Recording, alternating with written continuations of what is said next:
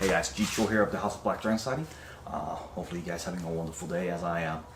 First of all, I'd like to give it a shout out to Mr. Allen for this wonderful and generous blade. Sir, I'm just without words. Thank you so much.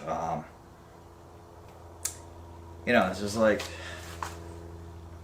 the last few weeks, actually to be honest, this entire year plus the years in COVID has just been a living nightmare for not just me but all of us, especially those of us who are in profession as instructors. It's just been really difficult, especially even as this is now ending. Transitioning back to normal things has been very difficult, and I would not still be here if not for my friends and support and just friendship of my wonderful friends and students. And Mr. Allen, thank you so much, sir. So for those of you who are probably watching this after seeing the YouTube shorts, you probably won't know what this is already, but this is Mr. Allen's tactical spike that is generously gifted me. Thank you very much, sir. Absolutely love it. And as you saw on that particular short, how I deploy this, I'm just going to show you guys how I would, if it was legal to carry in Washington State, how would I carry it? And I'll show you guys how that works. First of all, is a sheath. The idea on the lanyard grip is nothing new. However, the one who really popularized this was Mr. Fred Parent. Shout out to Mr. Parent. Bonjour, Monsieur Parent. Hopefully everything's going well. He is a super wonderful and nice guy too. Actually, I only chatted with him on Facebook a couple times, but wonderful gent. I'm a big fan of his work, as many of you guys know, and his sheathing system is quite simple, just using 550 cord or paracord, and they're typically configured for neck carry, but since I am not too big fan of the neck carry due to, well, choking my students out when they bring those out while they have the lanyard on there. So how would I carry this is very simple. One, I'll go to the belt loop and simply tie off the sheath like so and anchor that. Two, insert the blade, and three, tuck it in inside the pants, and that's it. And I'll just walk about the day. Scariest thing about this, ladies and gentlemen, it is very difficult to know until it's too late. Now, some of you guys asking, what's up with the skull lanyard, G? So skull's not really for aesthetics. It actually does what it's supposed to, which is to aid in the deployment. Because this, although Mr. Allen did a wonderful job with the handle shape, which is the coffin, for those of us who are big fans of Bowie knives, we all know where we love this from, which is the late Mr. Bagwell's Bowie knives, which he would often do the coffin handles on. May he rest in peace. Definitely a gentleman who left his mark on the world as the best Bowie knife maker of all time. And the shape, it still remains as classic, but it also aids very much in the grip, so a very natural grip. However, because when you're trying to deploy this under haste and stress, by having something like this little skull at the end allows you to grip it and pinch it between your thumb and your index fingers webbing and simply assist in the deployment. So this way you get it cleared and go straight into the business side. Now, many of you guys ask, why a spike when you carry a knife? And let me explain that. Especially during the war on terror, I had many of my students in service who would often ask, gee, what should I have on my vest? And I tell them, a good blade. But here's the problem with that. Not many of these lads and lasses they don't like maintenance on their blades in general because they got other things to maintain, like their guns and other yada yada, mission essentials. So with a spike, you really don't need to maintain it as much as long as it has a good point that's not damaged. And with Mr. Allen's work, this thing is phenomenal. You have to have it in your hands, guys. It is just it's just awing at best. For me, I'm just awed by his work.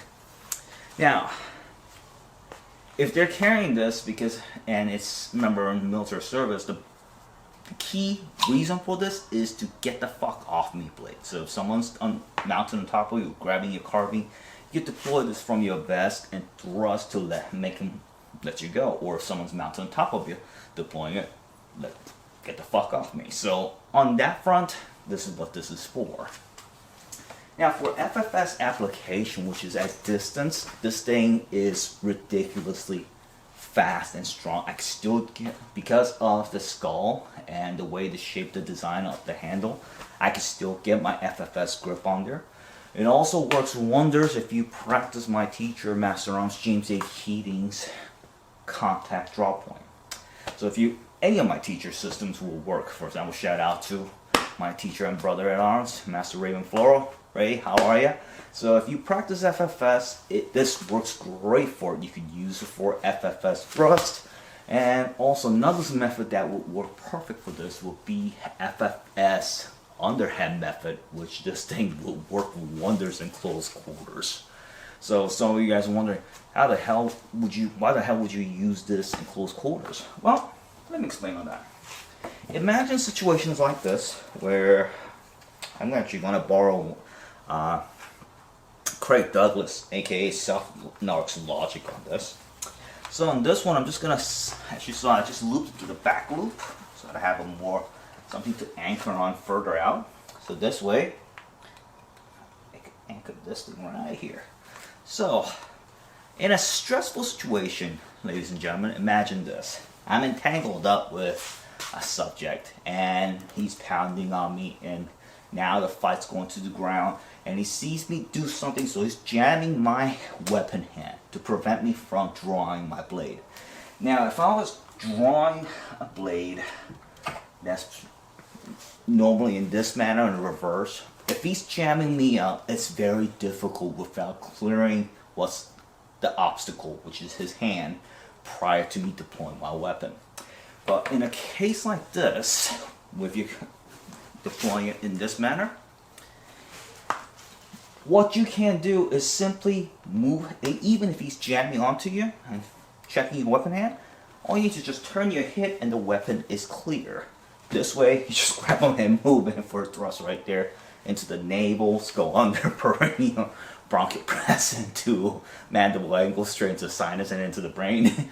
Yeah, so imaginations is all you need to check what this would work. But this thing works beautifully for underhand method, as well as that particular, if you combine that with Craig Douglas, aka Self-Narc's deployment method for like clinch pick and like blades. So this has a lot of areas which you can use for a multitude of applications. Why do I like why am I giving such a praises for Mr. Allen's work versus other people who have done likeness to it is the following reason. So majority of the spikes that are currently available, which is from either Mr. Winkler's or I think Taurus probably doing their thing, they call them Marlin spike.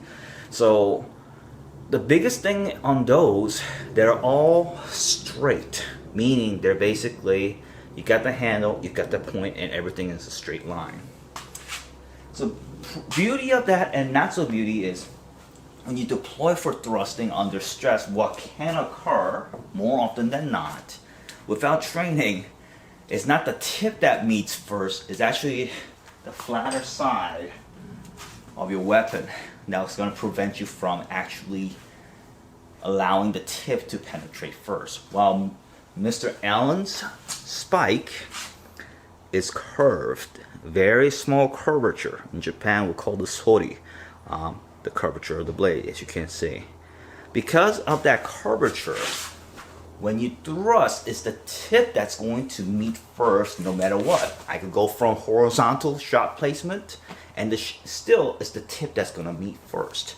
So I love that about this, and this is the reason why I'm just odd. I'm a big fan of Mr. Allen's work ever since my brother, shout out to John Morbeck, my contact brother John, allowed me to acquire one of Mr. Allen's work. Thanks again, brother. And if it wasn't for that, I would never even knew about Mr. Allen's work. But this thing is just, oh my god, the best spike I've ever had the honor of handling until this day. And thank you again, sir. So many of you guys, now you understand why, compared to the straight line, why I'm such adamant about Mr. Allen's spike, because it'll allow the tip to make contact first with whatever versus anything else. See? It all depends on the training, but under stress, that training will come out, and with less training, it won't. So it decreases the chances of actual mission success versus mission failure. And with Mr. Allen's spike, it's just going to aid on that, your ability to actually get the tip penetrate onto the target, regardless of range, whether that's distance or mid or really up close and personal. The tip's going to meet first, no matter what the ranges are. So on that front, this is the reason why I would highly recommend Mr. Allen's tactical spike. For purchase and further information on this, I would highly recommend that you contact Mr. Allen by Facebook. I will leave the link on the descriptions, so check it out. But personally, my God, I am just absolutely in love with this. And for example, you could even use this for FFS foregrip knife, which actually will work wonderfully. So the limits are endless on this. And because it doesn't have an actual edge, there's so many other applications you could apply this with.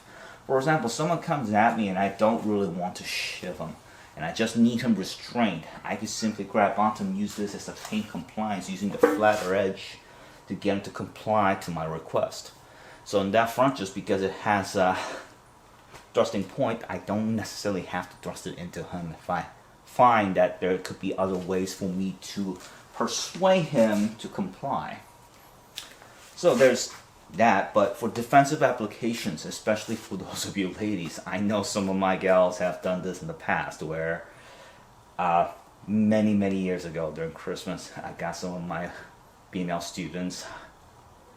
It was kind of a funny story, because those actually chopsticks were by Mr. Parent. I purchased those from Blade Art long ago, and I got them some look like chopsticks, but it's actually a spike, and they would have that on there. And I said, listen, anyone ask, it's a hairpin. Shit happens. You grab that out. That could work. Or another worst case scenario is clean it off first and pretend it's a chopstick. No one will ever know. Just make sure you have two. But that's a long time ago. But thank you, Mr. Allen. I will make sure this goes to good use, and I absolutely adore this. Thank you. So on that front, this thing is just absolutely perfect. So thank you again, Mr. Allen. Absolutely love it, sir. And especially with the Kydex. Oh God. The best Kydex ever. Very simple carry system.